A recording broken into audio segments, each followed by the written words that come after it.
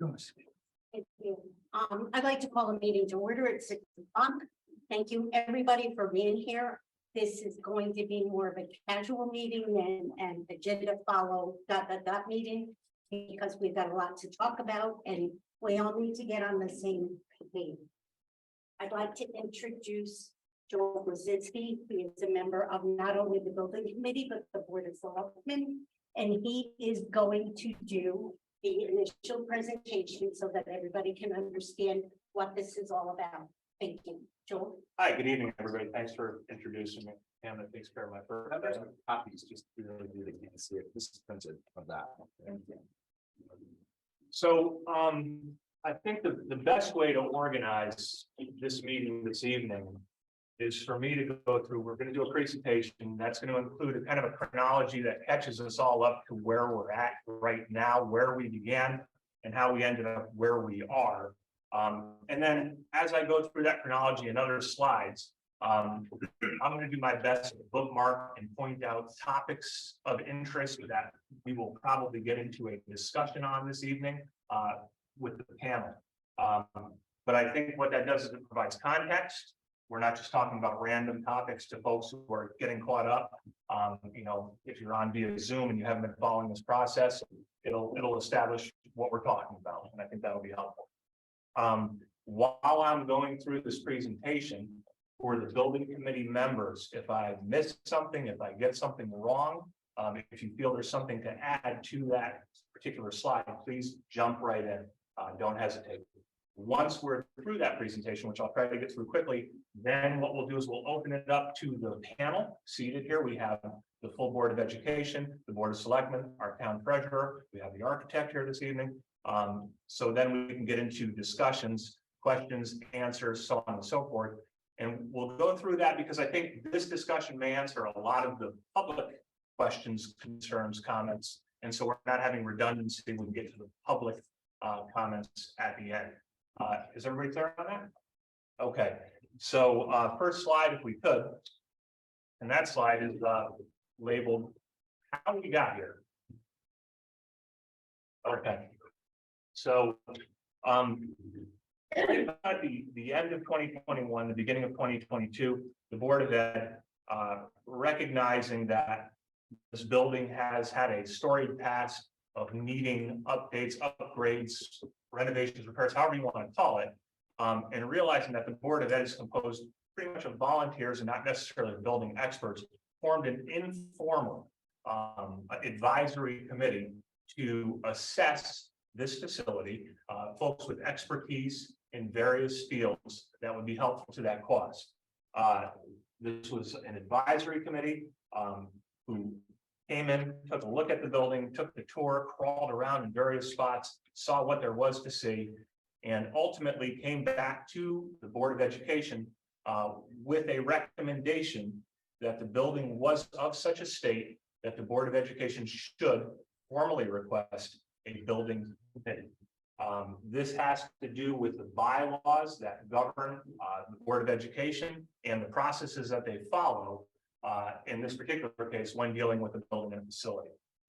So that process was then with the recommended need from the informal committee to go to the Board of Selectmen and ask the Board of Selectmen to forward to the town legislative body a request for the voters to have a say in forming a formal building committee.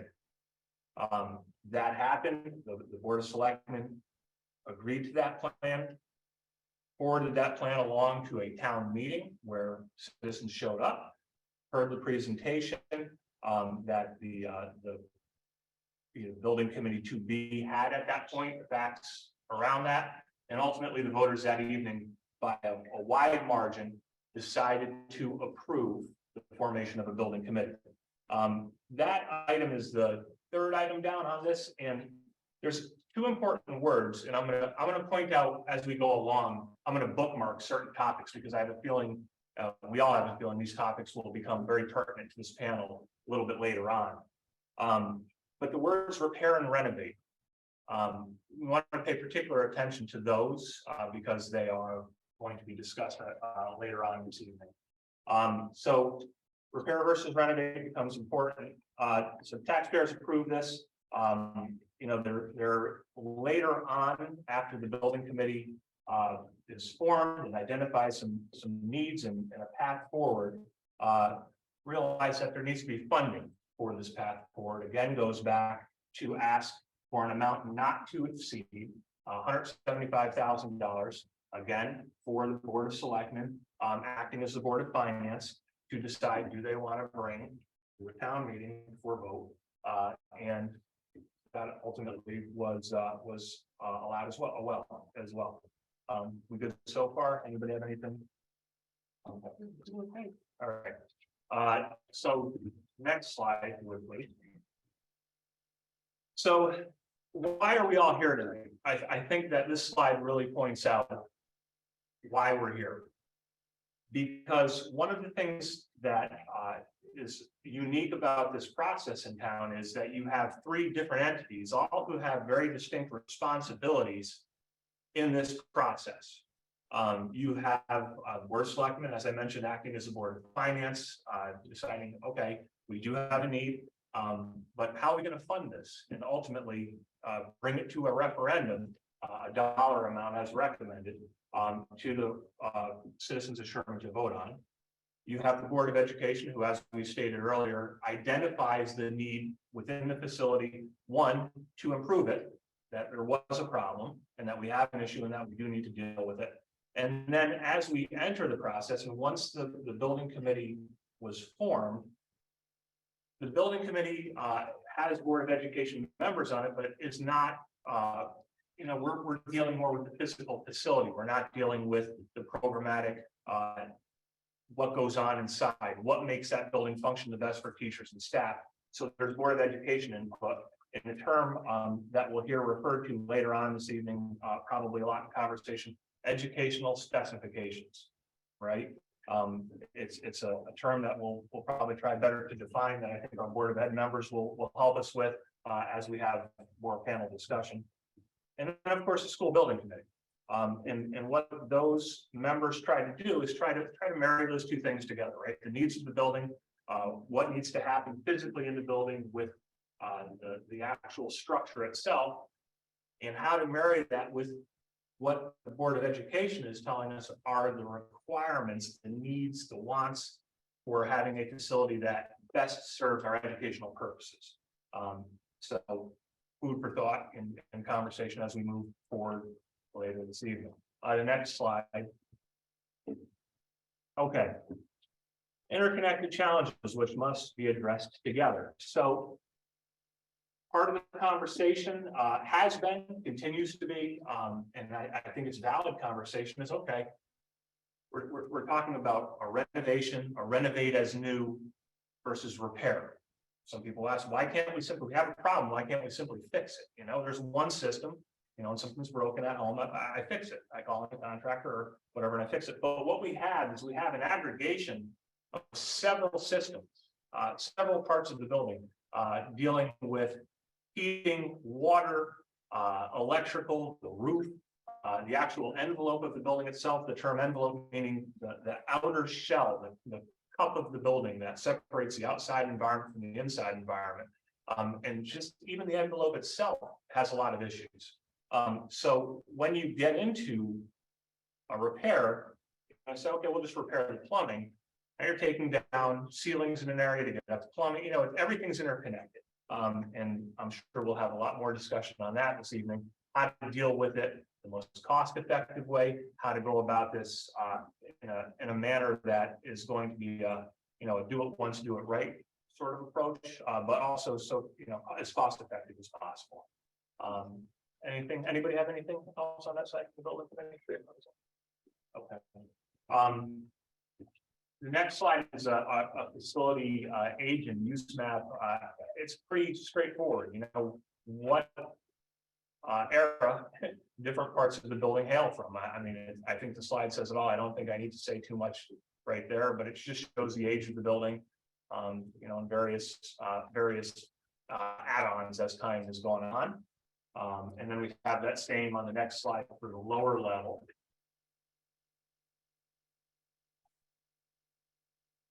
All right.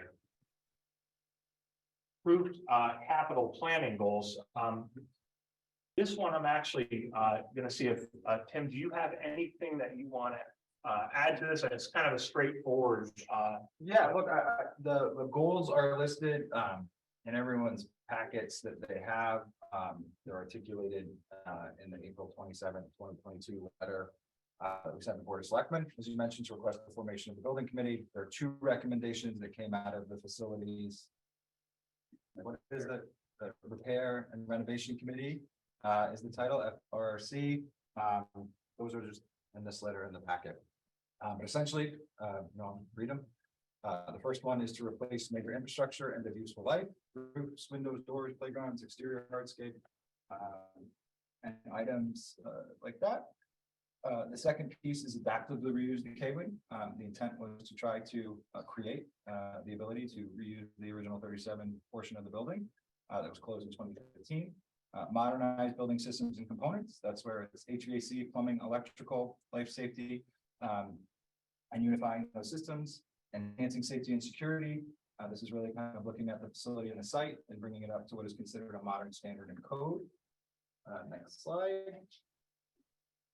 Creating flexible educational spaces, adapting to changing needs and enrollment. We talked a lot about that. We can go into it further, but essentially just making sure that we can adapt to the unique fluctuations in our enrollment, and where we have grade levels that can be 26 and sometimes grade levels that can be as low as 14, and how those students progress year to year as they go from kindergarten to 8th grade.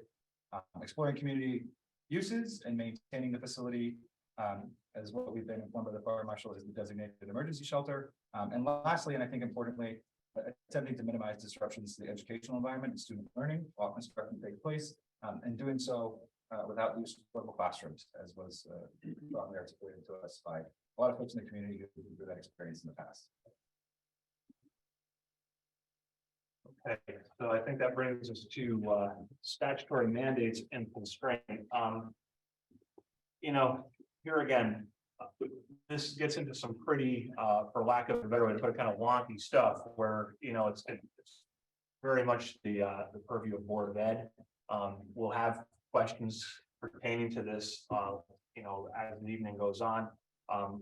But just a lot of, I don't know, Tim, you have anything that you want to add to this? I think we can kind of. Yeah, look, there's the pieces of the puzzle. There's links to all this stuff, but these are all just all the things that we have to consider when we're talking about school construction. It is a highly regulated thing, and so therefore you have to think about all the pieces of this puzzle, federal, state, and local requirements as we do it. Next one is the Board of Education 7,000 series policies. I mentioned this earlier, and that is that this entire process is guided by very, very strict policies. There are Board of Ed policies, and there's particular ones dealing with the improvement of the building, the requirements that a building committee needs to follow when working on the facility here at the Sherman School. Not a ton to talk about there as well. I mean, other than that, All the policies are in the packets as well. I think it is worth mentioning. At least for me, there has been an interesting learning curve in this process, that there are so many different points of view and so many different contexts from which people positively have approached this process. Some people are very, very concerned about policy and making sure that there are no missteps along the way, which would delegitimize perhaps the process itself.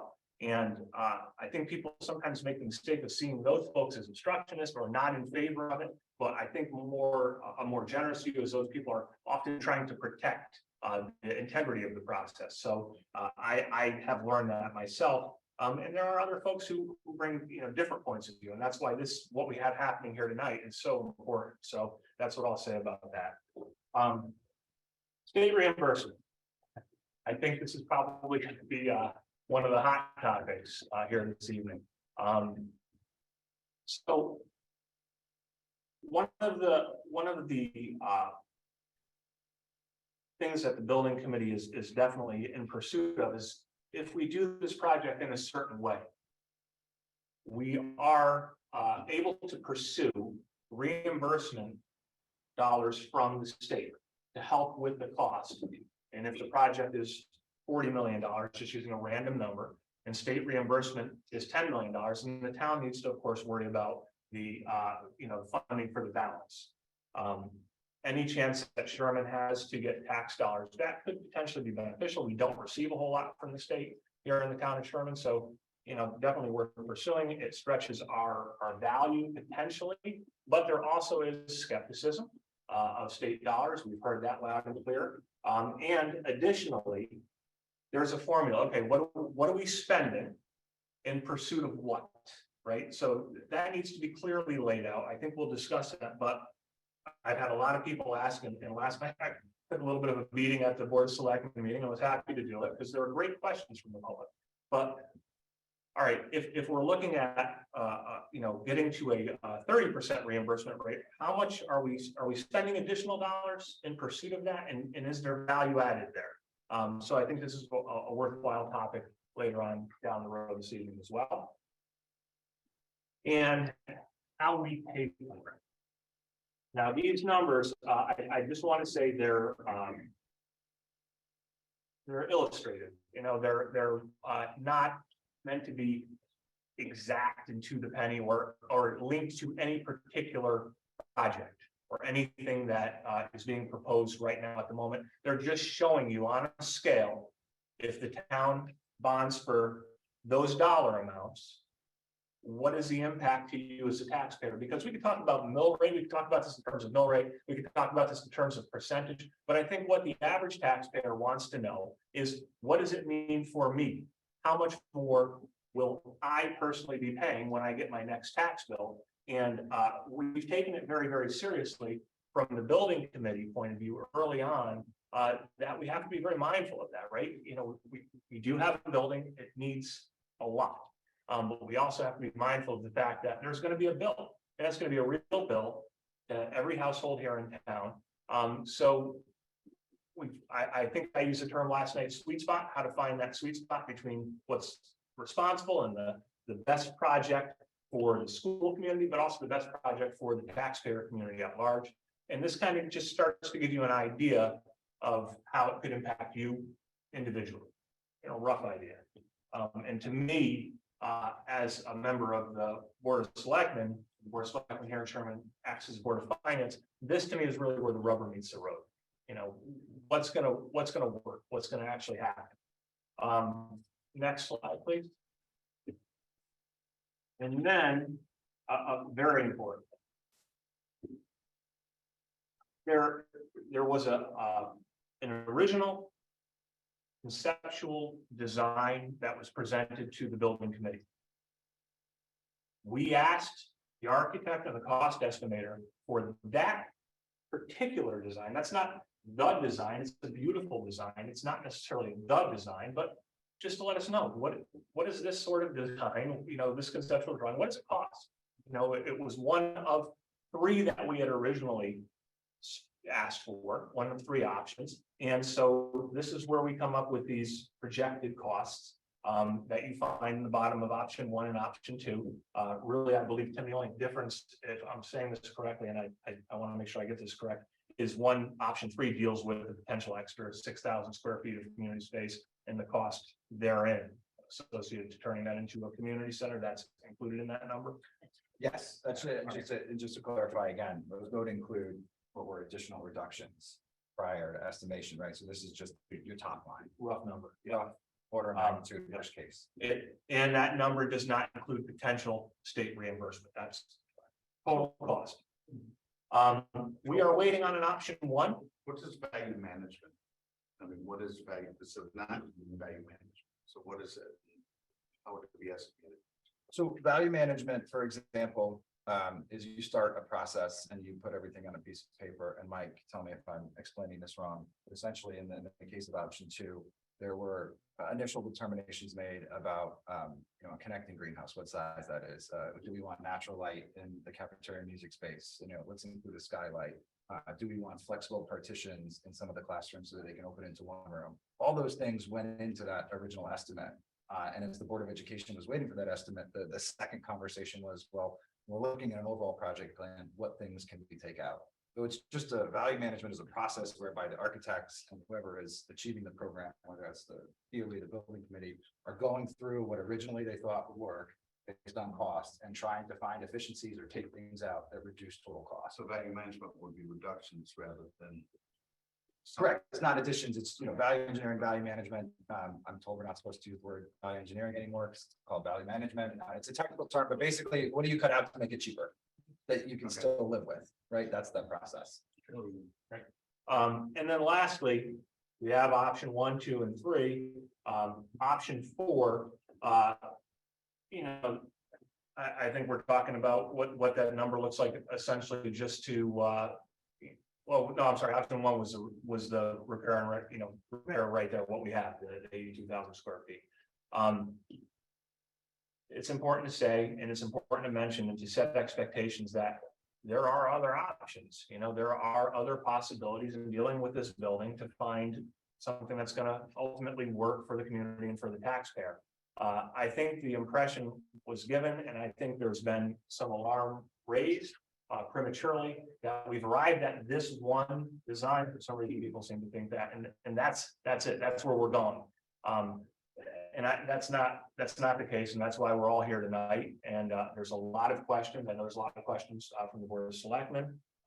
We had a great meeting last night. We had a lot of that out in the open, and I think it was very, very helpful. And I hope, I think we can jump into it, and I hope we'll have that same sort of discussion here tonight. In the interest of some control, I think everybody should probably direct their questions to the chair to be recognized, and then you can kind of. We'll let this chair. All right, okay, all right. So, So, that's it. Thank you very much. Appreciate it. thank you.